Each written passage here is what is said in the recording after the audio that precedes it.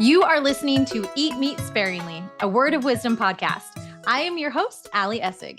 This week's podcast episode is a little bit different. Last week, I was at a family reunion, and while I was there, I was asked to give a presentation all about nutrition. Now, most of the people there do not eat plant-based, but they do share the same faith with me. So I was more than excited to not only share the benefits of eating more plants, but to also share all of the benefits and blessings of following the entire Word of Wisdom. I hope you enjoy the presentation, and if you do like it, please share this with a friend. All right, let's get right to it. All right, guys, I'm so excited. I never thought that I would be here talking about this topic years ago.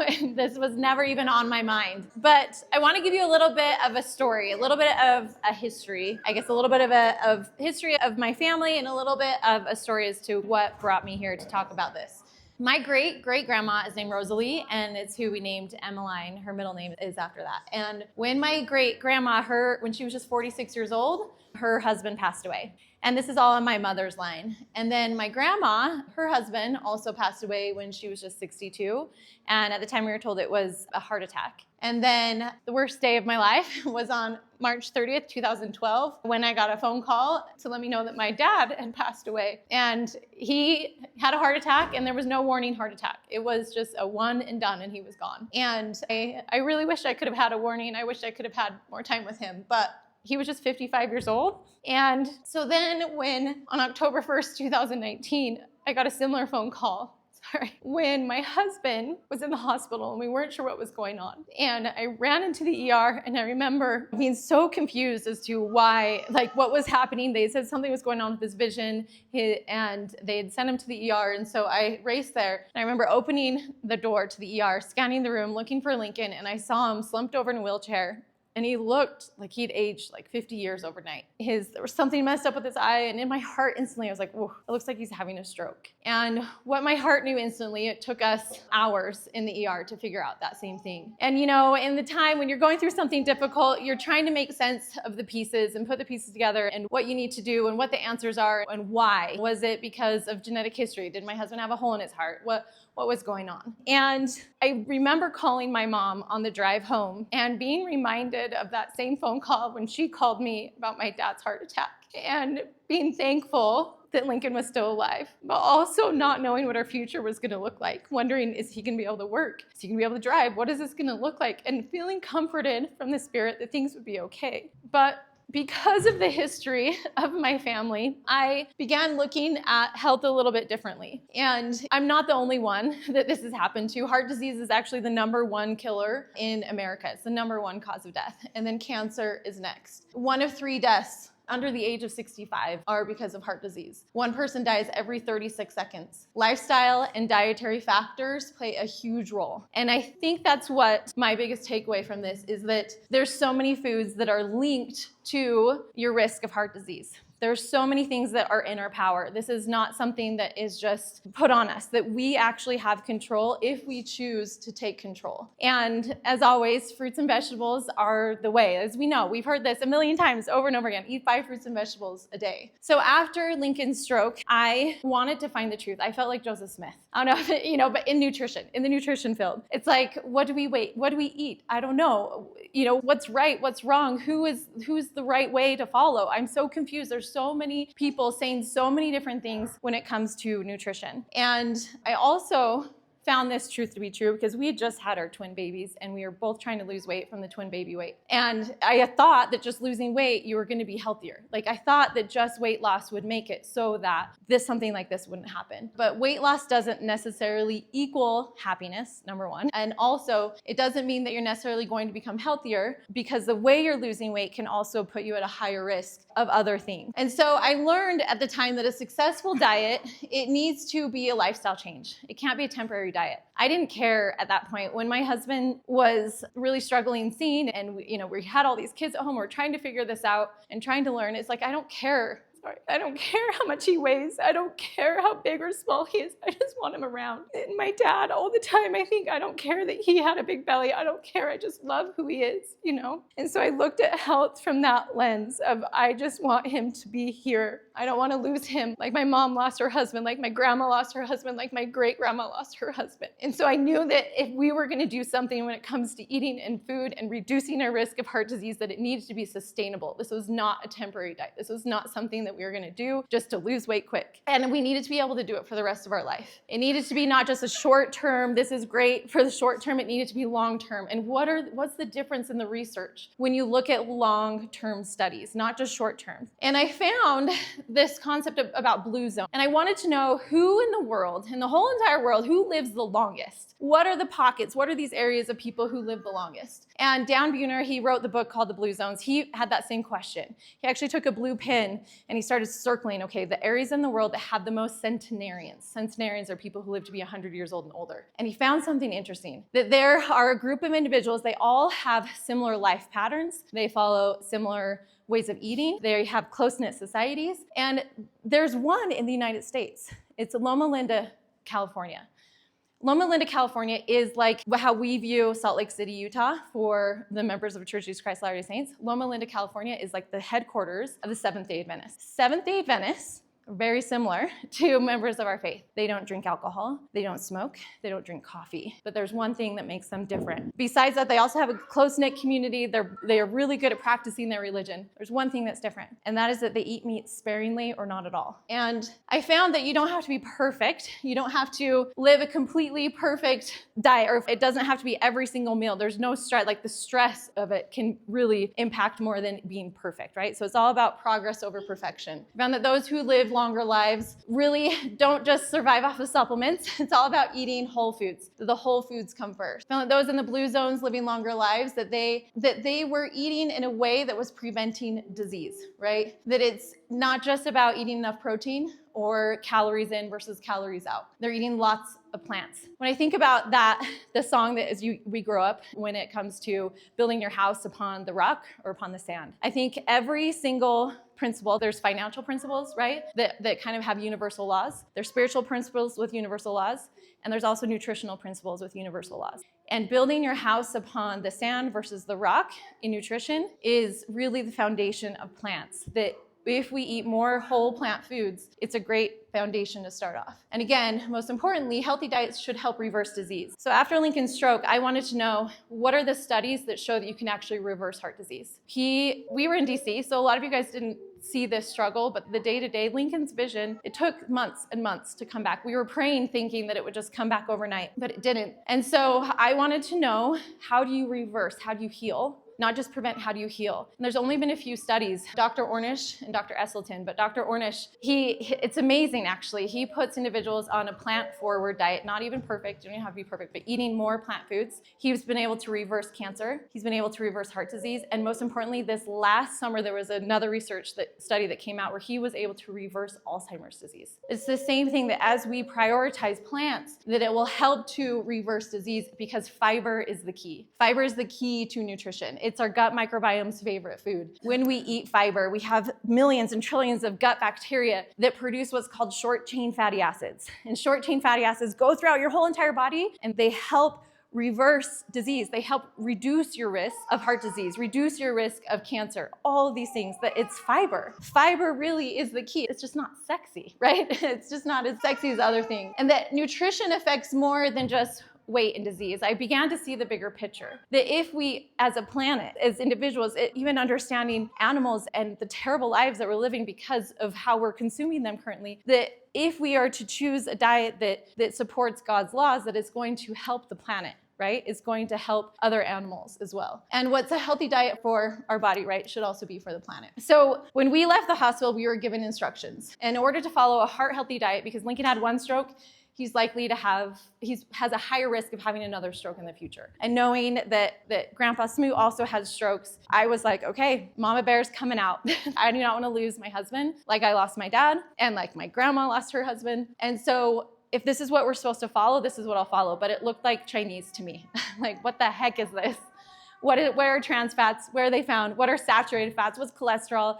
Is this true? Again, questioning all these things. And again, I came back to seeing this eat more fiber. And does cholesterol matter? Do cholesterol numbers even matter? There's so many people saying it doesn't even matter, but it really does. It all came back to like your LDL cholesterol really does matter, and even more specifically your ApoB. So if you're getting blood work done, and I encourage everyone to frequently, at least once a year, get your blood work done and see your ApoB numbers. They really are your greatest risk of heart disease. And so how do you eat a heart healthy diet? Well, I found that meat is really the natural source of trans fat and cholesterol. The dairy is a primary source of saturated fat. The added fats and sugars are devoid of nutrients like fiber, and refined grains are devoid of nutrients like fiber. So I was like, okay, where does fiber come from? And I realized that it's not just fiber 1 bars or fiber supplements, that fiber only comes from plants, from fruits, from vegetables, from legumes, from whole grains, from nuts and seeds. So I'm doing all this research, and again, I go back to the blue zones, and I go back to Loma Linda, California. And I was like, what is it? Why is it that Salt Lake City is not on the map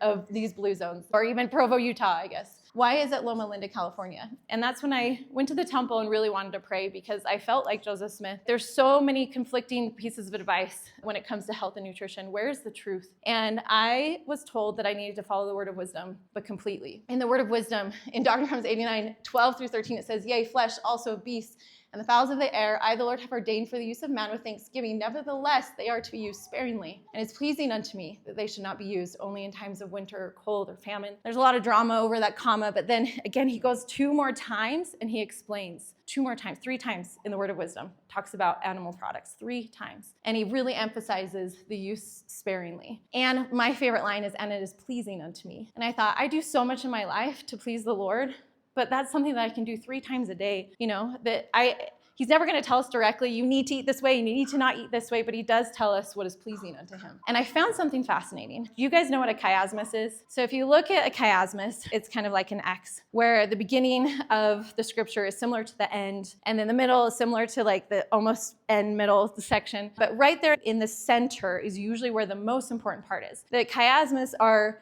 created so that we can understand what is the most important part of this entire passage. What is the thing that we really, really should be focusing on? And that's when I found that the very center of the word of wisdom is verse 10 and 11. And again, verily I say unto you, all wholesome herbs God hath ordained for the constitution and nature and use of man, and every herb in the season thereof, and every fruit in the season thereof, and all these to be used with prudence and thanksgiving. That is right there. This is how we build our foundation when it comes to nutritional wisdom and truth. Our foundation on the rock and not on sand. It's right here. It's given to us. Like we have this. We have this understanding. We need to build the foundation of what we're eating with fiber, with fruits, with vegetables, with all of these things. The key really is fiber, yet 95% of Americans are deficient. 95% of Americans are deficient in fiber.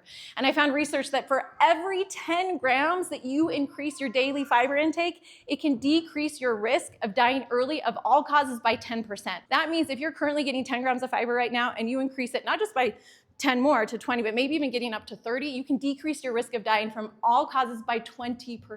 There's so much power in adding more fiber to your diet, more fruits and vegetables, but there's a trick to it.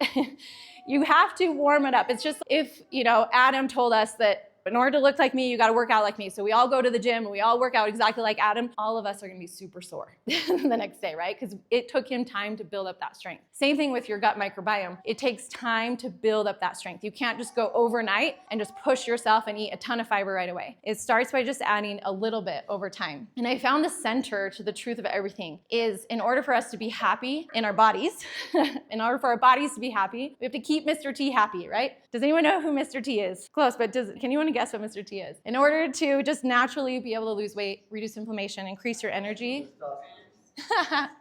If Mr. T is happy, then you're happy. Repeat, if Mr. T is happy, you're happy.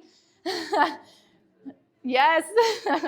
Mr. T, they're telomeres. Telomeres. They're like the caps at the end of your DNA, or at the end of your DNA. So like a shoelace has, at the very end of the shoelace has a cap, right? And that cap, the longer the cap is, the healthier you are. The shorter the cap is, the closer you are to passing away, to dying. And so if Mr. T is happy, then you're happy. If your telomeres are long, then you will feel great. You will feel amazing. You will be healthier. So then Again, what is the greatest threat to shortening your telomeres? There's a lot that can go into it. Like I could go into stress, I could go into so many other things, sleep, right? But when it comes to food, what is the greatest threat to shortening Mr. T? Alcohol. We know that, word of wisdom. We've grown up with that. Alcohol is the greatest threat. That when it comes to any type of disease, there is literally no amount that is good for cancer, for heart disease, for any of that. But the other thing I learned is also processed meats. They're in the exact same category as alcohol. It's beef jerky, it's even lunch meats, it's hot dogs, it's all of these things. And we just don't think about it as that big of a deal. It's in the exact same category. It's a group 1 carcinogen. And even when we cook meat at high temperatures, when we smoke meat, when we grill it, it produces what's called HCAs and PAHs, which are carcinogenic substances. It increases your risk of cancer. So when you're eating this every morning, every lunch, every dinner, it's increasing your risk. It's higher in saturated fat, which is also part of the thing that influences your cholesterol numbers the most. And again, you don't have to be perfect. I love that in the word of wisdom it says sparingly, but you do need to define what that means for you. And so what is the best tool to keeping Mr. T happy when it comes to food? And that is plants. As we know, fiber, right? There was one study of 4,000 women who found that those placed on a plant-based diet for 3 months had 29% longer telomeres than the control group during the same period. 29%. It doesn't take that long to actually create your body or put your body into a disease reversing machine. Again, to increase your telomeres, that really is the key and the new rule to live by when it comes to nutrition. I want to finish because I can talk about all these things, but then it can be similar to how my experience was when we left the hospital. I was like, great. What do I make for dinner? What can I make for breakfast, for lunch? I don't understand. There's a lot of things, but I live in this world where this is not how we eat. And so how do I make this good? How do I make this doable? And it all comes back to the plate, right? Just plating your food. We grew up with the food pyramid, and even my plate honestly isn't that far off. But a lot of the times we talk a lot about protein. Protein is important, and I'm not going to argue that at all. And you can get adequate protein, but even if you just switch up your protein to plant-based protein, 3% of your protein to plant-based protein, that decreases your risk of dying from all causes by 12%. So it doesn't have to be animal protein. You can add a variety of beans. You can add tofu. You can eat fish. There's so many other things. And if you are trying to build muscle, obviously you're going to have higher requirements, but overall, getting adequate protein is all you need unless you're really trying to actively build muscle. But here's something interesting is whole grains. We think that we just need to eat fruits and vegetables when it comes to fiber, but the most fiber actually comes from whole grains and beans. Whole grains and beans have the variety of fiber. In fact, there's one food on this whole planet that can increase your lifespan by 4 years if you consume it every single day. And it is one food that every single blue zone, all the blue zones, they all consume every single day, and is beans. Beans. If we eat beans every single day, it can increase your lifespan by 4 years. 4 years. Because that's where a lot of the fiber comes from, and whole grains as well. Whole grains as well, but it can't be the refined. It is any type of canned beans, homemade beans, all of it. Is it better if I do it from the dried beans? Or To save money, you can do it from dried beans. If you're sensitive to beans, if you actually let them soak overnight, you'll be able to digest them better. But yeah, just canned beans. Just canned beans. Yeah. Right, beans. But even whole grains, and we don't think it's that big of a deal, brown rice versus white rice or whole wheat bread versus regular bread. And quinoa, these things, they just have a little bit more fiber, 2 or 3 more grams. And if it increases again by 10 grams in a day, you really make a huge impact on your health. And what's also interesting is there's different types of fiber that's found in vegetables versus fruit. Vegetables usually have what's called insoluble fiber. Insoluble fiber acts like a scrub brush through your intestines. The insoluble fiber is what gives plants its structure. It's just like a skeleton in our body gives us our structure. Insoluble fiber in plants give them that structure. And that gives bulk to your stool, which also helps you go to the bathroom more, which is good because you're creating more bile. When you create bile, you need cholesterol, which is going to lower your cholesterol levels, right? And then also it acts like a scrub brush and cleans you out, reduces your excess hormones that are in your system, reduces any toxins, anything that you have. It's going to help clean you out. But we think that, okay, just eat your veggies, but really if every time you sat down and not only had on your plate your whole grain, your protein, your vegetable, and your fruit, because fruit has soluble fiber. Soluble fiber helps you feel more full, helps you so you're not overeating. And so I always tell my ladies in my program, there's a reason why we have sweet tooths. There's a reason, but we need to turn towards fruit because it's the fruit that if you top off every single meal with an apple or banana or whatever fruit, that it will help you feel more full. And it has different vitamins and nutrients than vegetables do. There's more vitamin C. And so we need the variety. If we eat a plate like this for breakfast, for lunch, and dinner, I mean, how many of us actually eat vegetables for breakfast, right? Or how many of us are remembering to eat every single meal, all those things? It's so small and it's so simple, but this really is the key. Obviously, spices are fantastic. We're not drinking green tea at all, but red grapes, all these things have been shown, even soy is really helpful to reduce your risk of cancer. But in general, I know that when you're eating more whole plant foods, that it's something so small, but it's something that will break the chain, that will break the chain of the history of the #1 cause of death in America. Because my story is not just my story. This is how most people end up leaving this life. And this is something that is in our control. And it's something that we choose to do every morning and lunch and evening. And the best part is that we have all this knowledge already given to us in the Word of Wisdom. And there's so much strength in really building our nutritional patterns off of that. I've made it my mission to show people that it can be good to eat more plants and to eat meat more sparingly. And so if you're ever interested, I do have a YouTube channel where I have hundreds and hundreds and hundreds of recipes. And so definitely check that out on YouTube. But thank you so much, guys. Let me know if you have any questions. Are there any questions about this? Plantwise, yeah, because I like to teach the why. Yeah, Plantwise. So plantwise.com is my website, but then my YouTube channel is Plantwise just on YouTube. Mm-hmm.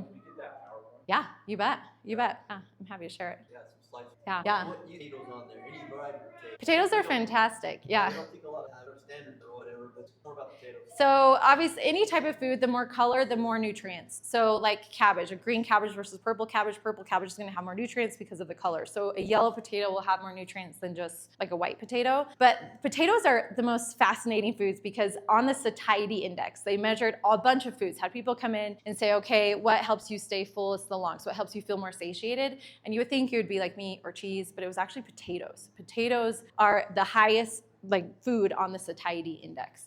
And so they're low calorie food that can, again, help increase your satiety along with everything else. But any type of potato works, just make sure it's not fried. It's what we put on the potato that matters, not the potato itself, if that makes sense. Yeah. Sweet potatoes, so good for you. So good for you. More color. In fact, in Okinawa, Japan, one of the blue zones, they eat purple sweet potatoes. Not with marshmallow and shit, right? Probably not with marshmallows and brown sugar. What about butter? What about what? So butter, I know, when it comes to your risk of heart disease, butter is high in saturated fat. It's actually one of the foods that I highly recommend you swap out with olive oil. If you're gonna do anything, if you're making homemade popcorn, put olive oil instead of butter because butter is high in saturated fat, which is gonna increase your risk of heart disease. Yeah, Adam. I'll just confirm, when I was in Japan, almost every evening besides the winter, you would have an older gentleman pulling the cart, and then you'd come by and sell steamed yams. Wow. And and they steam it, so you pull off the skin kind of like a banana, and then you eat the yam. So good. Really good. Yeah. Japanese sweet potatoes are literally, they're like dessert. They're so good. Yes, Lester. What about avocado? I saw your picture, but not. Yeah, that one, I kind of pulled that from my breast cancer slide because those were all specifically from breast cancer. And I was like, oh, let me switch that out. But avocados are fantastic. They're higher. And a lot of this can adjust with your goals. So if your goal is to lose weight, and one avocado has like 300 calories. So it's a lot of calories, but it's good for you. So fantastic for you. They're high in potassium. What potassium does when you consume potassium is it pulls excess sodium from your bloodstream and puts it into your urine. So it reduces your blood pressure. So, leafy greens, avocados, tomatoes, they're fantastic. Cholesterol, fantastic. Yes, because high in fiber, so high in fiber. Any food that's high in fiber is amazing for your cholesterol, period. Because it's going to help. Because when you have more fiber in your gut, it pulls out excess cholesterol. Yes, Les. Knowing that you have 6 beautiful and knowing that you were changing, what have you done or what to convince your wonderful children that eating the sugar cereals and the sweet treats that we all know that I like and they like together. Right. What secrets or what things have you done to kind of shift their thinking opportunity aside from just this is the only thing in the house? What have you done to get the children to enjoy this diet? So here's what I learned. I actually had an opportunity to interview Dr. Yami, who is a plant-based pediatrician. She's amazing, like a really famous doctor in this field. And I was like, what do I do with my kids? In the sense of, what if they're not eating enough? What if they're eating too much? What's my responsibility? And she says, the biggest responsibility of a parent is to establish healthy, habits and behaviors. So it's not so much about what they're eating every little day and every little thing. It's healthy habits and behaviors. So what habit are you forming? Can you eat that cereal with an apple? Can you eat that with it? It's the habits and behaviors. She just repeated over and over. Habits and behaviors, habits and behaviors. That's what you have to teach them. Let them govern themselves. And so I can teach Emerson all day long, eat more plant. He's so good at eating his vegetables, but he'll go to the store and he'll buy all the candy he wants. And I can't control that. And I just have to give it up. And I just have to look at the bigger picture. Like, I'm going to teach him healthy habits and behaviors. I don't buy it. I mean, when I see them doing things, I'll stop buying cereal because I'm like, no, cereal is not after school, before dinner. So yeah, we all struggle with that. But I try not to buy animal products in my house.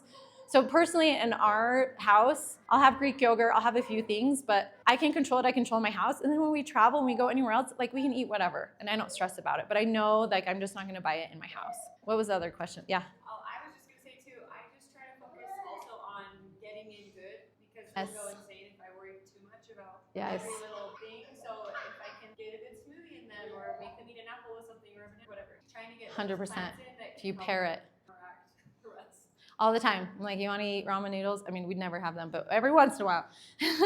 It's like, no, I know it's because I made a healthy, on YouTube, you can see my last video, I made a healthy like packet of them. But anyway, but with that, it's like, yeah, what plant are you gonna eat with that? What vegetable, what fruit? Just pair it. Pair things first before you take it away.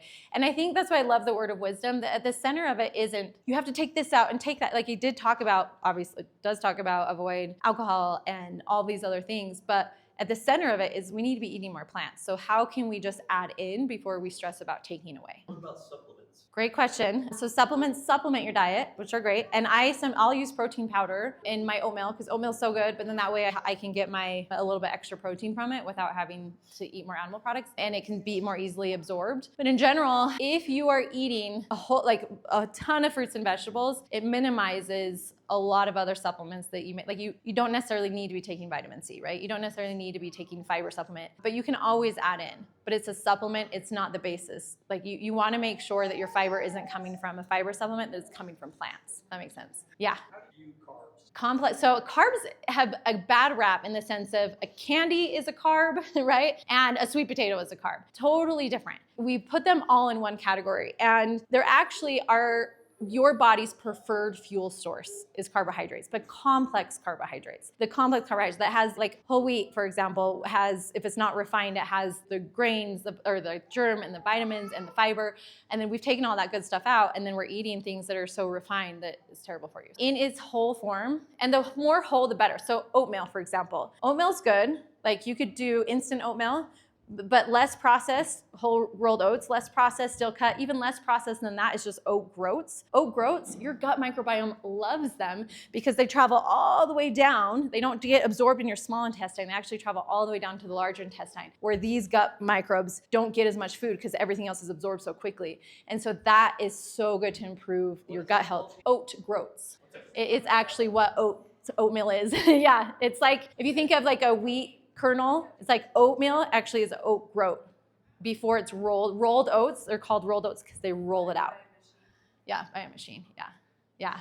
Yes, Kathy. I had this teacher back in high school that talked about how the four basic food groups, when you put them together in meals, then they are powerful for your Yes. energy, for everything. Yes. Whereas if you just have this piece of bagel, or if you don't have the full thing that says food storage, or not food storage, store it here until I get the other things to combine it to make a molecule that burns. Right. So there's two types of concepts there. First of all, if you're thinking of a protein, that you don't need to combine proteins. Like it used to be the concept you have to have, every time you have beans, you have to have it with rice, so it's a full, complete protein. That's not the case. Your body will store it and wait until it has all the 9 essential amino acids and then use what it needs to. So your body is super smart, and we don't have to eat in a certain pattern in that sense. But you are correct in the sense of it's so important when we sit down to eat, we should be eating a full meal and then not snacking for 4 hours, because every time we consume food, it increases our insulin, and insulin is good. It's normal for our insulin and our blood sugar to go up and down, but when we're snacking all day and it's up, insulin is the storage hormone. It stores everything. It's okay, fat, store here. Okay, I'm gonna bring the sugar, the glucose from your bloodstream, I'm gonna pull it into the muscles. And so you are in storage mode, and it's harder to like lose weight and other things if you're constantly snacking versus eating a full, complete meal at once. Yeah. Sorry, this is off topic. Yes. You learned about stress and social media when you Yes. were like the doctor? So right now, blood sugar is like all the rage, right? And I think it's fascinating because it does come in line. Like I love learning everything about nutrition, but blood sugar, it is important the order that you eat your foods, which goes in line. People will say protein first, but protein can increase your blood sugar. It's actually fiber first. Fiber first to minimize blood sugar spike is key. If you even a fiber supplement before you eat your meal, will significantly, so I would experiment. I'd put on the blood sugar monitor and I'd eat food. Exercising before helps minimize your blood sugar spike. Eating fiber before minimizes your blood sugar spike. Any type of fiber, from a fiber supplement to fruits and vegetables. But what surprised me was that I wouldn't be eating and I would see between like lunch and dinner a blood sugar spike. And I'm like, what? Why did it spike? I wasn't eating. And then I was like, what was I doing exactly at that time? I'm like, oh, I got mad at Lincoln. I got mad at Lincoln. I got stressed. I yelled at him about something. It spikes your blood sugar because it increases stress, which is fight or flight. I'm just gonna pull it in. And same thing, oh my gosh, that's hilarious. And same thing with scrolling social media. I would be like lying in bed scrolling social media and then look at my blood sugar monitor and be like, why did I just had a big lift. And I was, scrolling social media. It's like, whoa, like stress, it affects you. It affects you. And it makes it hard when you have those spikes. The reason why it matters is if you're stressed, then your body can't. So glucagon is a hormone that is the fat burner hormone. It needs to be present in order for you to burn fat. And it can't be present at the same time you have a big spike. So it makes it difficult, like really addressing our stress. I mean, that's a whole other presentation, a whole other day. I have a whole one ready to go if you ever want to see that one. But that it is so important to all of us too. Yeah. Thank you for listening to Eat Meat Sparingly, a Word of Wisdom podcast. I'm your host, Ali Essig. And if you need more help and support with transitioning to eating more plants so you can lose weight and feel better, improve your gut health, and just reduce your risk of chronic disease, then make sure to check out my PlantWise membership. That's PlantWhys, because I like to teach the why behind eating more plants. But if all you need is just a couple more delicious recipes that feed your family and everyone loves, and not to mention super simple and easy, then make sure to check out my YouTube channel, which is also PlantWise, PlantWhys. Hope to see you there.